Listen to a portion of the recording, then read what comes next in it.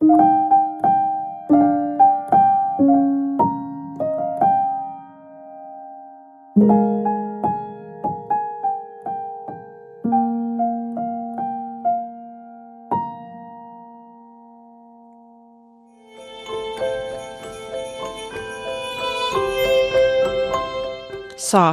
power. Powerful. Soft Powerful. powerful stories. Powerful. Soft. Powerful. Stories. Hi, everyone. As people prepare to, hopefully, go home for the holidays, whatever those holidays are and whichever traditions are shared, Soft Powerful Stories sends you love and kindness and, oh yes, a visit from Aunt Deb. Deb always brings the questions to the holiday table, but not a year has gone by when she failed to bring the fruitcake as well. Today, dear listeners, you will be treated to both. Take it away, Aunt Deb.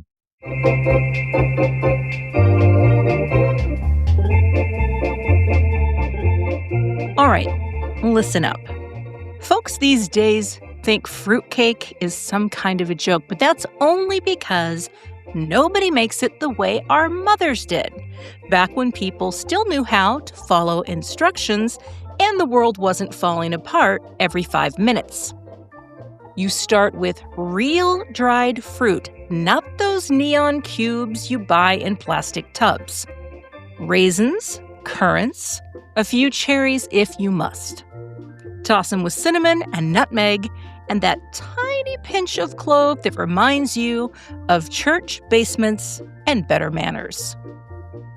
Cream your butter and sugar, crack in a few eggs, then dump the whole mountain of fruit in there. Yes, it looks like too much. No, it's not. Trust me, I've lived long enough to know what too much actually looks like, and it's not in this bowl. Bake it low and slow until it smells like someone in this house still cares. Let it cool, brush it with a little bourbon, wrap it tight, and let it sit. Aging improves the fruitcake. Can't say the same for everything else these days, but fruitcake? Absolutely. Slice it when you're ready. Share it only with people who deserve it. Now, while you're enjoying the sweets, I do have a few questions.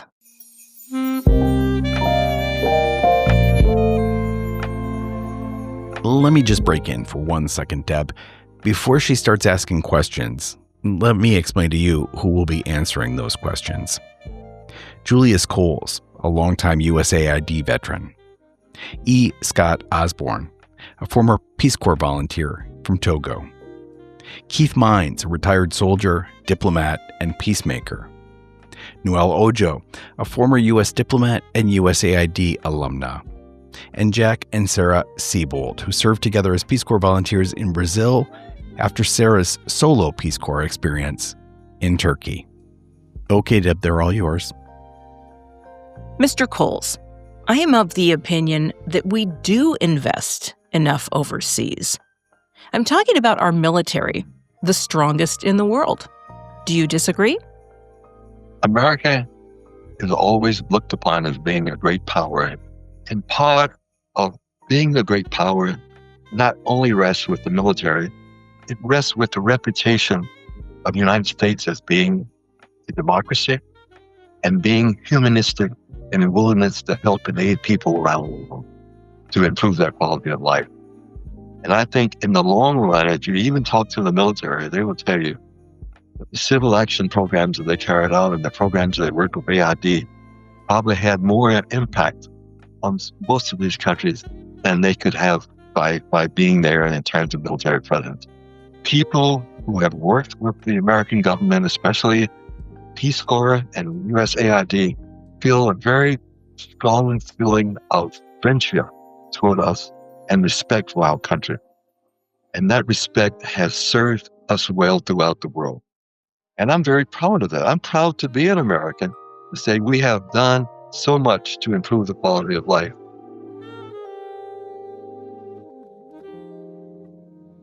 But isn't it better to be feared than to be liked? I'm guessing most countries in the world don't want to mess with us.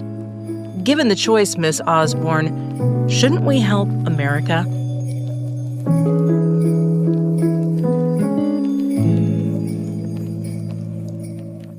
We are of the world. Of all countries, America is of the world because we are a nation of immigrants. We are so phenomenally diverse. And to make friends throughout the world is both our great gift that we have the resources to do that.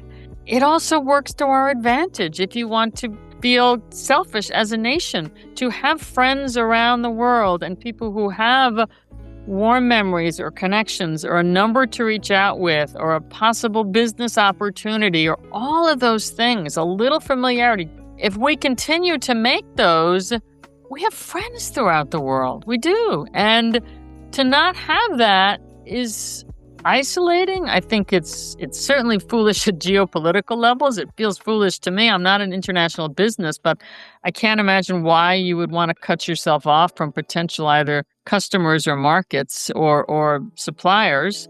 But it also makes us better Americans. I firmly believe in the third goal of Peace Corps, that we need to bring the world back to Americans. It makes us richer. It makes us more informed. It's not an either or. It's not like we help America or we help overseas. That's a red herring. That's a fallacy. I've worked on tons of valuable programs to help Americans, and they are not mutually exclusive.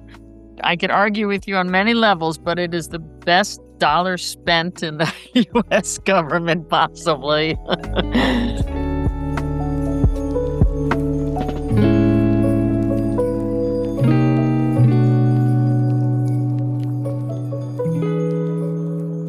We speak English. We have the dollar. People look up to us. Isn't it up to others to come to us, Mr. Mines?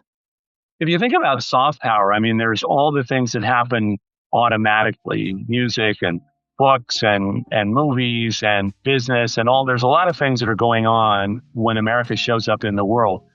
If you think about the official side of America showing up, diplomacy, development, and those kinds of engagements, it's not excessive when you think about the broader interests that we have in the world. If you think about how much we are connected to the world, and we can try to be as unglobal as we'd like, we can try to cut off all these ties, it's really difficult to do that in a world that is so connected, so interconnected.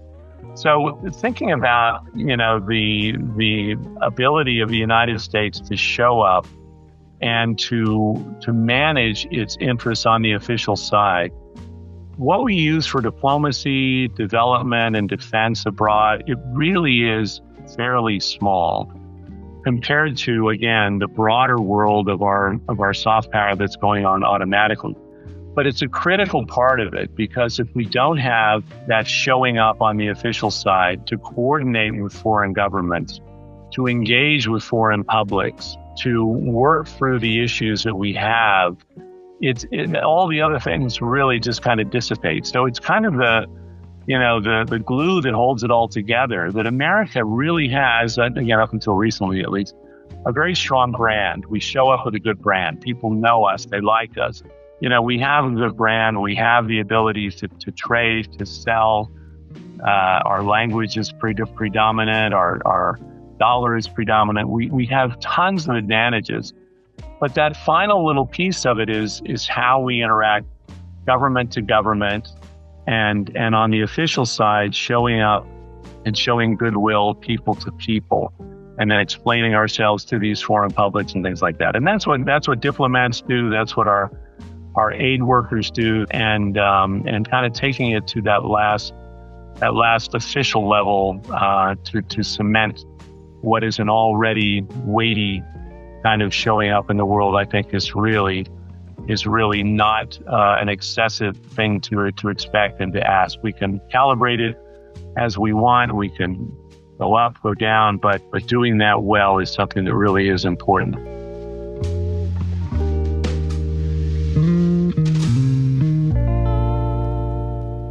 I don't want to sound heartless, especially at this time of the year. but my groceries are not as affordable and my services are being cut. Miss Ojo, how can I take time and energy to worry about people on the other side of the globe who I will never know? Why should anyone care about anybody that they aren't personally attached to? But I think if you care about just humanity in general, I think just knowing that there's someone representing your country, aiming to improve the lives of children who are helpless. A lot of it is child protection work that we were doing. I think you should feel good knowing that positive things are being put out in the world in your name as an American citizen. Your tax dollars are helping to make sure someone is eating, to make sure someone is not being abused, to make sure someone has a chance at life.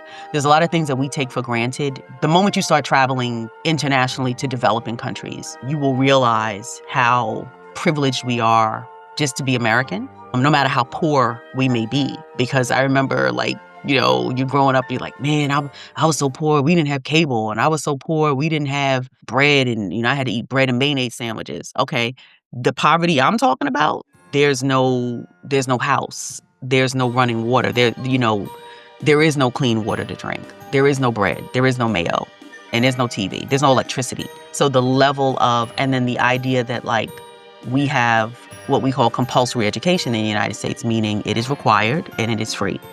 We can go into a whole debate about the quality of those based on where you live and all of that. But at the end of the day, the main reason why Americans are able to pull themselves up from one socioeconomic class to another is usually through education. And that is not the case for the vast majority of the world. If you cannot afford to go to school, you don't go. If your mama was a house help and your daddy was a gate man, 9 times out of 10, that's what you're going to do, because they can't afford to get you anything else. But here, your mother could, have nothing, strung out on drugs, anything. You can be on welfare, you can grow up with free lunch, and then you can go on to get a full scholarship to a university and own your home and become affluent in 25 years, right? As an affluent individual. I think just the idea that we help to give opportunity, which is what I think is one of the pillars of the United States, right? One of the things that we pride ourselves on is that there's opportunity here for those who want it. That's not the case in many parts of the world, and it doesn't. And for basically very small amounts of money, USAID's work, which is the irony of some of the things that are going on, is that we're just 1% of our budget. So if you are in South Dakota or you're in the South Bronx, and you're wondering, and I'm like, hey, I'm broke, and why should this kid get something? It's a penny. Think about it like that. A penny of whatever you might give in taxes. That's essentially what it is. And I think most people, when you look at it that way, would think it's worth it, because we really are. You never understand the ripple effect of sending one kid to school. I think it's worth it, and I think it's beautiful. I think we should feel proud that we have workers and people committed to doing that work in the name of the people of the United States.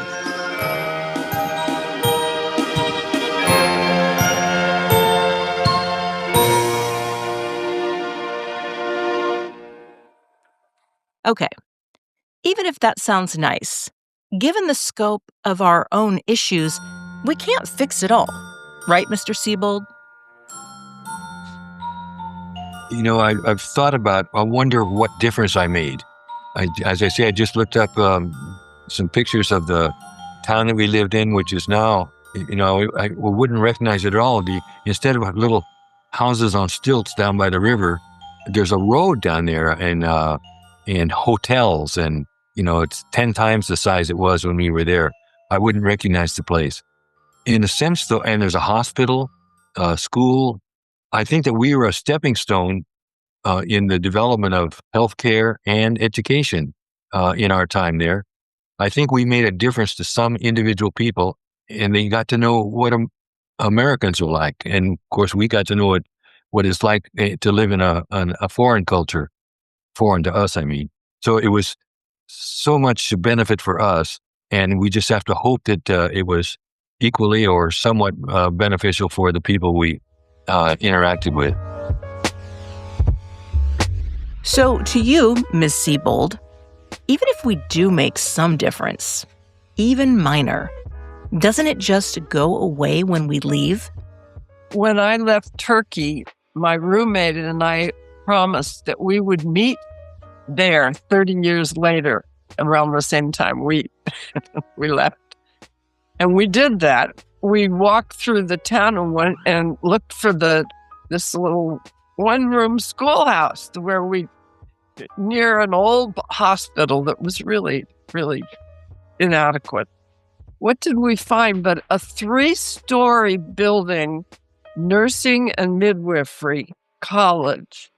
I had brought some photographs of when we were there with the students, and I was trying to remember my Turkish, anyway, we met a little lady who said, if you come here tomorrow morning, I'll help you find some of those people that were in the picture. And so the next morning we showed up and we walked up the steps to the nursing college, now big couple-story building. And there's a very handsome man standing in the entry hall in a white, scrubbed outfit. Had been one of our best students. So he was the director of this college. That was over the top. We were, and then he was able to get on the phone, and within a very short time, maybe an hour, there were 7 or 8 of our former students in his office. All working in the field. All working, yeah. So that was the highlight. So you clearly made an impact in your time there. We did make an impact. But we didn't. You don't know it at the time. It's so overwhelming, and the doctors didn't like us. 2 nurses in the hospital trying to get people to wash their hands and clean up. Yeah. There were a lot of diseases caused by lack of aseptic technique. People didn't wash their hands. We saw that, and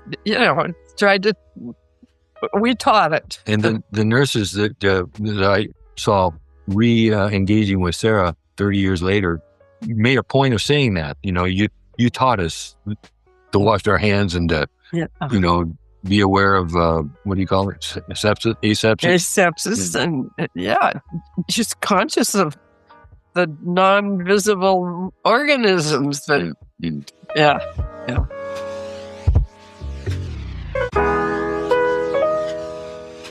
So, looking back over all these years, Sarah, would you do those 4 years over again? Jack, would you do those 2 years over again? Oh, yeah, absolutely. If I had the stamina and youth. I had a high school classmate who was in the Peace Corps in India, and then had a career in social service in California, and then went back in the Peace Corps to Vanuatu or something like that, some island. Oh, Tuvalu maybe, or to a Pacific island. No, Guantanamo, where the World War II. Anyway, and then a third time, Solomon Islands. He went to Lesotho in Africa. So he went to the Peace Corps 3 times. Different as volunteer. And we heard about a person who went 5 times. I think I would do it again if I don't know, with a half of a nudge. If you had the stamina. Yeah, if I had the stamina, right.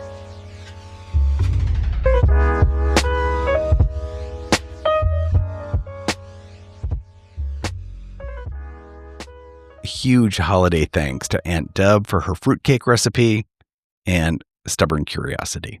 And especially to my friend Kathy Zilski, who brings her to life on every episode of Soft Powerful Stories.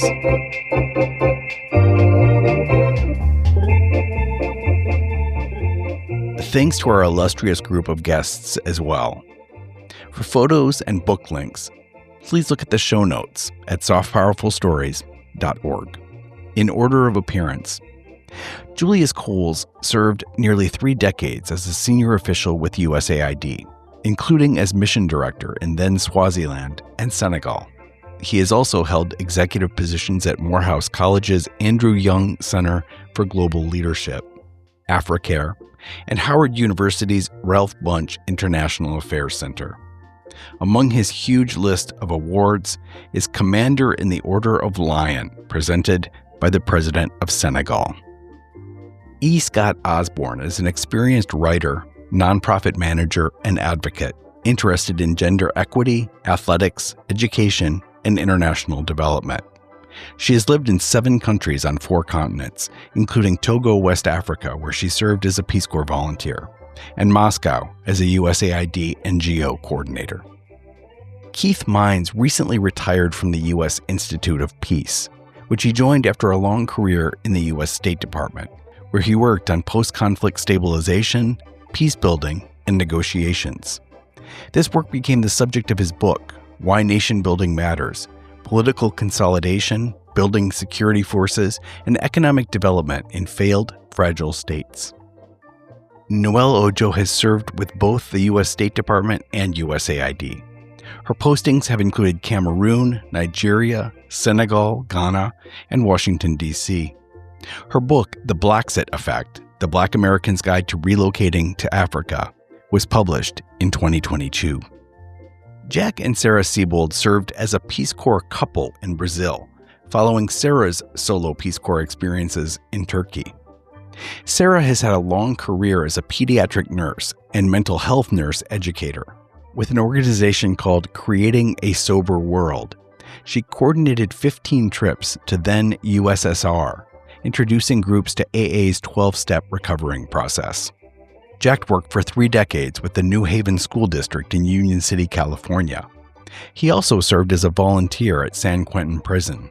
He has written a novel, The Rising: Journeys in the Wake of Global Warming, with Tom Pollock, and a volume of poetry, and he has also appeared in over 30 theater productions.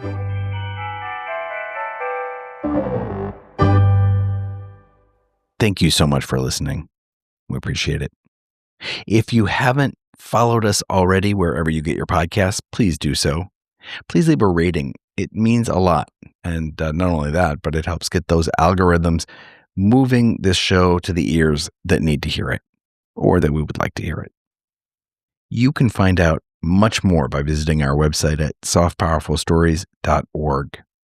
There you can learn more about our guests, see pictures of them in action, find out the music that we use, and, of course, leave feedback. We would love to hear from you.